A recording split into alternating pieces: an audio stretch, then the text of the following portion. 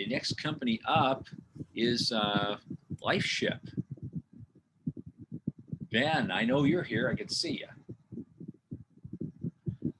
Hello. Good morning. Good to be here. Let me present. Are we live? We sure are. Great, Ben. Thank you. Great. So given this audience, how many people would go to space if they had the chance? I guess by raise of hands. Okay. I'm Ben Haldeman, founder and CEO of LifeShip, and we're addressing this problem. Over half the people in America say they would go to space if they could, yet space has been the domain of billionaires and highly trained astronauts. It's been very inaccessible. We're starting to have space tourism, but it doesn't have the connection for the mass market that space really appeals to. And so what LifeShip is doing is we're saving a genetic record of Earth and then saving the identities of humans. And we're sending this up to the moon and beyond as part of a permanent record and a time capsule of Earth and a way for people to be involved in humanity's future in space.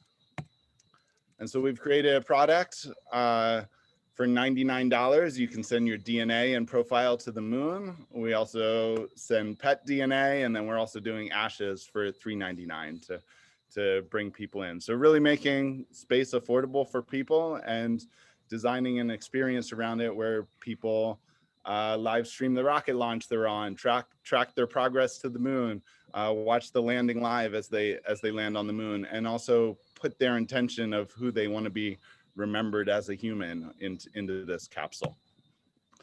And so adjacent markets, consumer genomics, 23andMe and Ancestry.com have really paved the way for consumers to be interested in their genomics and used to doing a $99 kit where they send their DNA away for an interesting experience. And then also people do genomics with their pets, people do unique gifts with their pets. This also kind of falls on the edge of space tourism and people excited about space, and then also space novelty and gifts and space memorabilia. Simplest business model we have is we're aiming for 1 million customers in 4 years, and we're doing $100 a kit, and so aiming for a big market here. And then also to move more into genomics and do other things as well. Traction, we have a couple of thousand paying customers. We've sold a couple thousand of these kits. We're selling them every day now. We've done 150K in revenue in the last 6 months. So we're doing this. We're active. We've signed 2 contracts. We're on 2 moon landers, and we're also adding the International Space Station as a journey for people. And then we have some incredible partnerships. I come from space. I've built dozens of big telescopes around the world to find new planets. I was one of the earliest engineers at Planet Labs, which is one of the, poster childs of agile aerospace and disrupting space. And I built hundreds of satellites that went to space. I bought rockets went to Moscow to buy rockets, went to New Zealand to buy rockets off Peter Beck. Been to SpaceX, been to Blue Origin. So I've done all sorts of rocket and space stuff.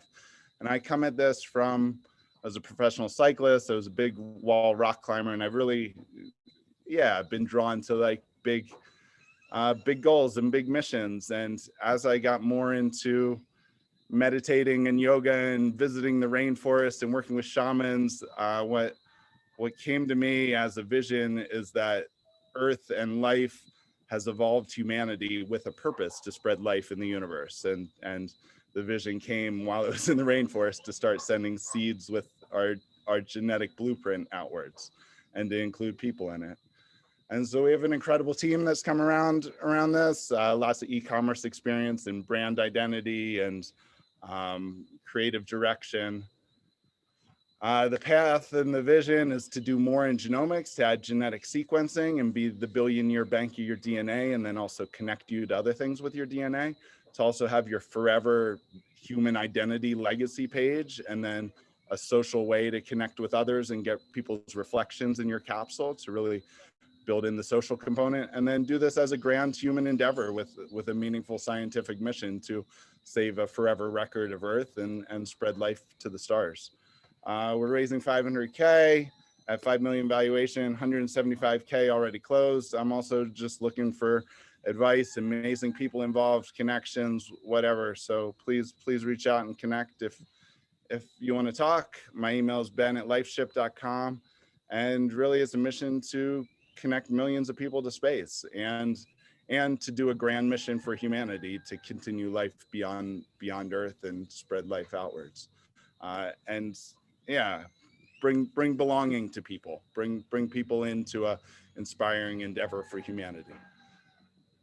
Thanks for listening. Please reach out, connect if you want to chat, and look forward to questions. Okay. I think you've set the record, Ben, for the most streamlined presentation. You started out a little overtime when we first worked together, and then you got down to almost exactly 8 minutes the other day, and today it was about 5.5. That's absolutely astounding. I think it's a very amazing achievement. I appreciate that a lot. Gentlemen judges, what do you have to say? Hey, Ben, it's Shubber. So couple of questions. I'd probably start with, when you talk to the people, so I'm assuming if I do my math correctly, you've sold about 1,500 of these kits. Would that be a fair assessment of the 150K in revenue you got? It's been around 2,000, but some have been discounts, and we have family discounts and some roughly. Okay, so have you done any post-purchase market research from the customers to find out why they actually bought it? Because I have a hard time with the analogy of people want to go to space, but since they can't go to, sending their DNA will be in some way a good proxy for it. Because it'd be like me, I mean, to be somewhat, extreme in the example, I'd say it's like, I can't take my family to Disney World, so I'm going to send them a tube with my spit in it, and I'll feel like we've been there, right? Exactly. Yeah. Good question, Trevor. So as far as customers and demographics, we have over 1,200 responses from paid customers as to why they did it. So we're learning a lot, and yeah, many love space, love the future, just want to be part of it, want to do something unique and novel with space. People come at it from, lots of people do it as families or do it with their pets, and then it's more of an emotional or spiritual connection to the cosmos or to the moon or to being together and looking up and knowing you're together. People come at it from like cryogenics and futurism, and it really is bridging both like an astrology audience and an astronomy audience as well. We're really building it to connect a broad amount of people, and we are getting all ages and all different people coming at it. But I guess those are some of the top ones, like gifts and meaningful gifts and personal gifts, and then also space enthusiasm and also like cosmic curiosity and futurism. Yeah, so kind of an extension on that then, as I saw in the executive summary business plan overview docs, the parallels to things like naming a star, or I know that 20 years ago, and Tom and I and others used to laugh about the people buying real estate on Mars or the moon, right? Because you can't actually sell it, but it didn't stop people from selling certificates and other people buying it. But that's kind of a novelty market that never gets above a certain size. And so the question is, how do you break out of being a novelty, which you can certainly make, decent money at as a small business, but from like the bigger, this is where we want to get to when you're looking at investors who want to come in, they want to see, obviously a much larger upside market. Where do you fit in that? Yeah, and I would say I read somewhere 2 million people have paid to name a star. So there is a market there, and that is like, I used to cringe when I think like, oh, our market entry is the name a star market. Like, I think how we expand it is we are doing a meaningful endeavor to record Earth's genetic code, record a permanent record of humanity, and then send it outwards to the stars to do a series of missions. So rather than there is that desire, and people crave being connected to space in some way. And if they're in a made up registry and their name's next to a star, that like meets it in some way by being actually part of, I don't know, like the Noah's Ark of going to space, then it is another level of authenticity and meaning behind something that people can do. Yep. Thank you. I'm curious about your kind of estimates of marketing costs. Seems like this is going to require large marketing dollars for awareness. Anyway, that's my question. Yeah, thanks, Ernie. So we've been close to break even on our 150K in revenue so far as marketing. We've been a little up, but yeah, the vision is that, or the goal is that we can get customer acquisition down to $30 or so. And as we build out new sales channels and get PR and get the story out there further, that yeah, that the customer acquisition costs will come down around that. Like right now it's around $90, and there's still a lot yeah, a lot of improvement, a lot of room to improve our brand, our story, our message, the credibility of what we're doing. And ballpark, what are your partners charging you, right? I mean, the DNA and registry has to get into space, right? To the moon. So, you know, how much are they charging you for that piece of it? Yeah, so our capsules are the size of a coin, and all the DNA goes in there. We could fit 1 million people's DNA in something the size of a coin. And that, at least one of our partners is just charging us by mass to go to the moon. And so we're like a 5-gram payload. And so it's on the order of thousands of dollars to send to the moon. One of the companies we're likely doing some revenue share with. Yeah, so the delivery cost is not that high. And then as far as DNA, we process the DNA all in a lab in Berkeley, and we process thousands of people. We're not sequencing the DNA right now, so there's not really that much cost to the processing either. So I'd say if our customer acquisition cost is $30, like the rest of the cost per customer is probably like, including the kit and processing and sending it to space, is $10 to $15. So we're still probably under $50 a customer if we can get the customer acquisition cost down. Thanks. Ben, 2 quick questions. The first is, one of the things that we think a lot about is how the industry reacts once Starship is flying, especially if they're building dozens of them, you know, every few months, and flying dozens of them, and you can buy your own Starship space yacht. What happens to your market when the novelty of space flight starts to wear off, you know, probably later, you know, late this decade?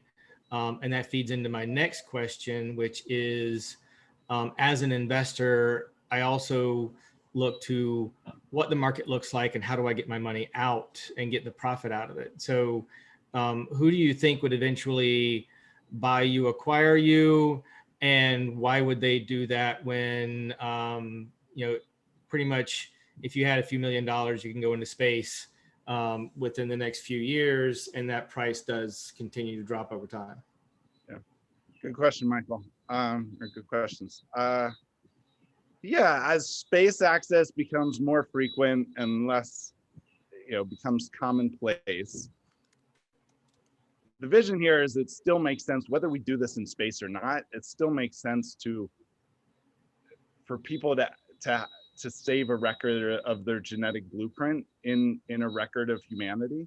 And that concept is the new market we're creating. And that in some ways is independent of space. Space is like the tool of, we back it up across space and time, and we're doing a solar system wide record, and we send it to the stars. And so there's always further we can push in space and do new missions. But also just like the concept of, okay, everything before us in the tree of life has disappeared without a trace, essentially. Like we have some DNA from woolly mammoths and other things we found, but we'll reach a point where it makes sense for the average human to be part of the record of humanity, both as far as their profile and who they are as a human, and also their genetic blueprint. And then we move more into genomics with the premise of, okay, we're the long-term bank of your DNA, and then we connect you with other genetic services. So there's further we want to go there as far as profiles and social and record of humanity and genetic code that is a bit independent of the novelty of space as well. But space is a tool to help us do that.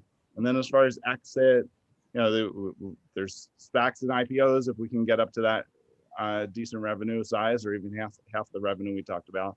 And then there's companies like 23andMe and Ancestry that would be interested if we find a new path to bring more people into genomics and save a record. And yeah, if we can get up to that revenue, then I think there's other exit potentials as well to pay off investors. Okay, we gotta cut it there. But Ben, thank you so much. If you unshare the screen. Thank you. Email thank me, you. Ben at LifeShip. Yeah.